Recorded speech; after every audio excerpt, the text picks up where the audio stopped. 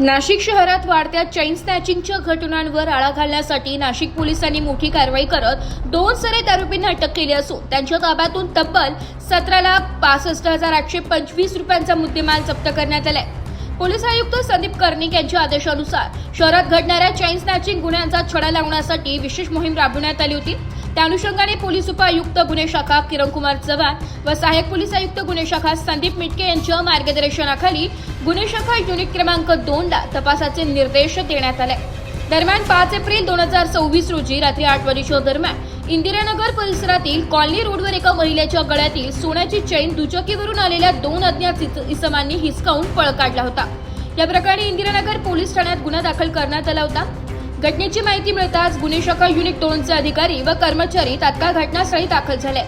त्यांनी परिसरातील CCTV footage तपासून आरोपींचा माग काढण्यास सुरुवात केली। सलग 5 दिवस शहरातील विविध भागातील सीसीटीव्ही कॅमेऱ्यांची पाहणी करून संशोधनाचा मागोवा घेण्यात आला।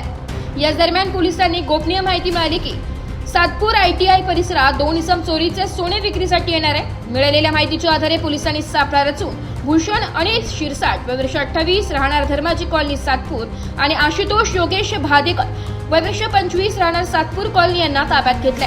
चौकशीत या दोघांनी इंदिरानगर पोलीस ठाण्याच्या हद्दीतील 4 आणि अंबड पोलीस ठाण्यातील 1 असे एकूण 5 चैन स्नॅचिंगचे गुन्ह्यांची कबुली दिली आहे।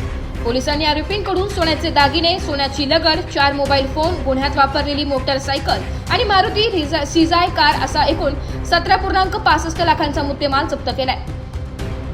दोन्ही आरोपींना पुढील कारवाईसाठी इंदिरानगर पोलीस ठाण्याच्या ताब्यात देण्यात आलं असून त्यांच्याकडून आणखी गुन्हे उघडकीस येण्याची शक्यता पोलिसांनी वर्तवली आहे। ही कारवाई पोलीस आयुक्त संदीप कर्णिक, पोलीस उपायुक्त किरणकुमार चव्हाण व सहाय्यक पोलीस आयुक्त संदीप मिटके यांच्या मार्गदर्शनाखाली गुन्हे शाखा 2 चे प्रभारी अधिकारी हेमंत तोडकर व त्यांच्या पथकाने यशस्वीरित्या पार पाडली आहे।